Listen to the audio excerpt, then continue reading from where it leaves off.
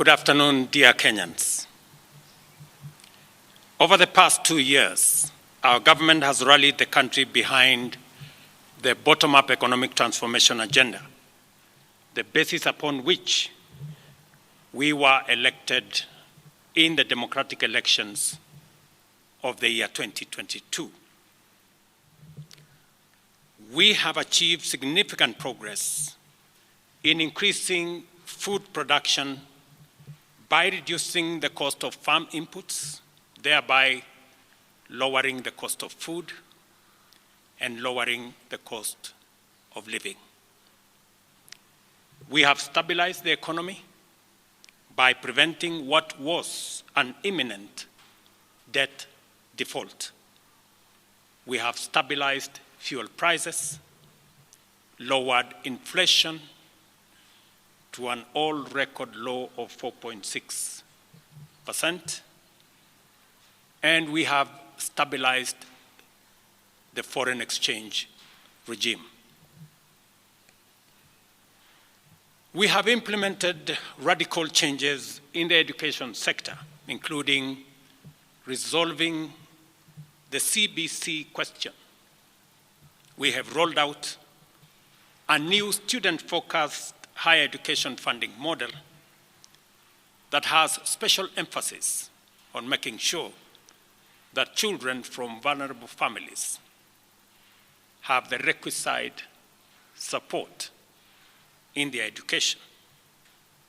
We have also improved the student-teacher ratio in both our primary and secondary schools by hiring an additional 56,000 teachers and also hiring an additional 2,000 tutors for our TVET institutions. We have equally resolved bottlenecks in cash transfer program to vulnerable Kenyans, including orphans, people living with disability, and the elderly. We have not only brought on board more beneficiaries, but in keeping with the promise that we made, it is now not the case, as it was in the past, that these vulnerable Kenyans have to wait for months. Now their stipends are paid as salaries of public servants are being paid. We did roll out the Hustler Fund that today benefits 2 million Kenyans. And we have 7 million Kenyans who had been denied access to financial services by credit reference bureaus. They are now off the blacklisting roll. Our affordable housing program has now more than 100,000 housing units under construction. The first cohort I will be launching in a couple of months to new homeowners, and we have 160,000 young people across Kenya that are employed under this program. To expand manufacturing, value addition, and agro-processing as a key contributor to job creation, 18 county aggregation and industrial parks and 6 new special economic zones are under construction across Kenya. And at the same time, we have 200 fresh produce markets that are at various stages of construction to support our farmers with access to markets for their produce, in keeping with the commitment we made to our mama mbogas.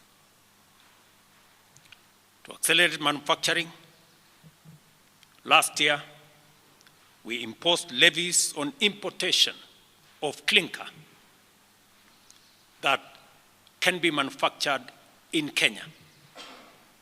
We made a saving of Kenya shillings 20 billion in foreign exchange as imports of clinker dropped to almost zero. We also imposed levies on imported steel billets. And today, we have 11 steel factories that 6 years ago were closed. They have started operation, hiring 16,000 Kenyans, and last year alone, we saved 120 billion shillings in foreign exchange as a result of this intervention. Our digital transformation agenda is also on course with 17,000 government services online, while we have 274 digital hubs across Kenya with 152,000 students and digital workers in our TVETs and also in digital hubs in different parts, up and running and giving young people an income. Our universal health coverage plan has already onboarded 107 community health promoters, and the process of registration for our social health insurance fund is ongoing, on its way to launch on the new date of 1st of October 2024 that will make it possible for every Kenyan to have a health insurance, and for those suffering from critical illnesses to have access to the critical illness fund, making it possible for every Kenyan to have access to treatment without the burden of having to fund it. On the measures I announced last week, barring state and public officers from engaging in harambes, I want to inform the country that the Public Fundraising Appeals Bill is now ready for publication tomorrow. However, even with the progress we have made, I am acutely aware that the people of Kenya have very high expectations of me. And they believe that this administration can undertake the most extensive transformation in our nation's history. Recent events that necessitated the withdrawal of the finance bill, which will require a review and reorganization of our budget and fiscal management, have brought us to an inflection point. Upon reflection, listening keenly to what the people of Kenya have said, and after a holistic appraisal of the performance of my cabinet and its achievements and challenges, I have today, in line with the powers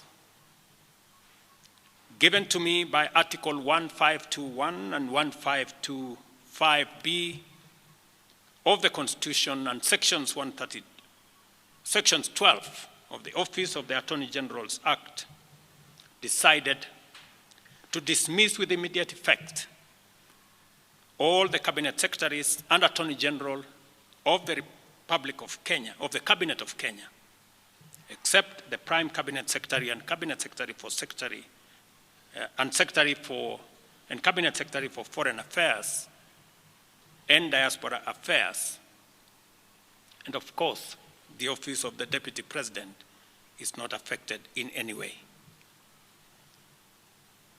I will immediately engage in extensive consultations across different sectors and political formations and other Kenyans, both in public and private, with the aim of setting up a broad-based government that will assist me in accelerating and expediting the necessary, urgent, and irreversible implementation of the program that we have including other radical measures and programs to deal with the burden of debt, to explore raising domestic resources and revenues, expanding job opportunities, eliminating wastage and unnecessary duplication of a multiplicity of government agencies, and slaying the dragon of corruption, consequently making the government of Kenya lean, inexpensive, effective, and efficient. During this process, the operations of government will continue uninterrupted, guidance of principal secretaries and other relevant officials. I will be announcing additional measures and steps in due course. Thank you very much, and God bless our great country, Kenya. Asanteni sana.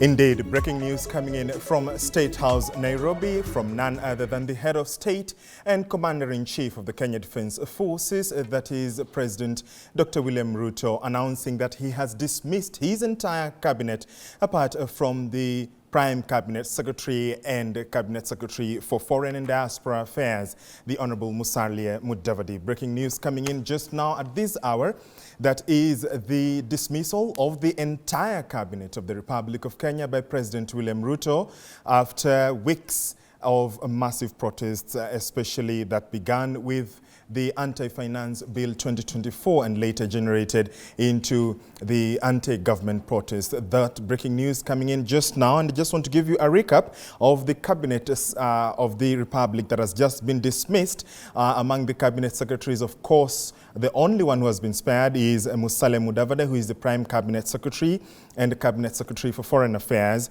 Kithure Kindiki has been the Cabinet Secretary for Interior and National Administration. Professor Njuguna Ndung'u has been the National Treasury and Planning Cabinet Secretary.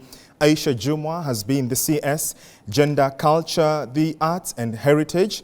Aiden Duale has been the CS for Defense. Alice Wahome, CS, Lands, Public Works, Housing and Urban Development. Dr. Alfred Mutua has been CS for Tourism and Wildlife. Moses Kuria has been CS for Public Service, Performance and Delivery Management. Rebecca Miano has been CS for Investments, Trade and Industry. Onesimus Kipchumba Murkomen has been CS for Roads and Transport. Soipan Tuya Roslenda has been the CS for Environment and Forestry. Zakaria Mwangi Njeru, CS Water, Sanitation and Irrigation. Penina Malonza, CS East African Community, the ASALs and Regional Development. Mithika Linturi, Agriculture and Livestock Development. Ezekiel Machogu, CS Education. Davis Chirchir, CS Energy and Petroleum, Ababu Namwamba, CS Youth Affairs and Sports, Simon Chelugui, CS Cooperatives and Micro, Small and Medium Enterprises, that is MSME Development, Salim Mvuria, CS Mining, Blue Economy and Maritime Affairs, Florence Bore, CS Labor and Social Protection, Eliud Owalo, CS Information Communications and the Digital Economy, Susan Nahumincha Wafula, CS Held, and the Secretary to the Cabinet, of course, has been Mercy Kiru Wanjao, and Attorney General has been Justin Bidan Njoka Muturi. That has been the breaking news coming in at this hour. We thank you for watching TV47, the home of untold stories. We'll get you the recap of that announcement by President William Ruto that has just been made this afternoon at State House, Nairobi. Remember, Kenyans had been waiting with bated breath the announcement ever since that press invite was made by State House. Earlier on, where we were expecting to see what President William Ruto was expected to say. And then I want now to bring in my colleague, that is Apollo Kamau. He is a legend on matters politics, to just be able to dissect this for you. We thank you for choosing us.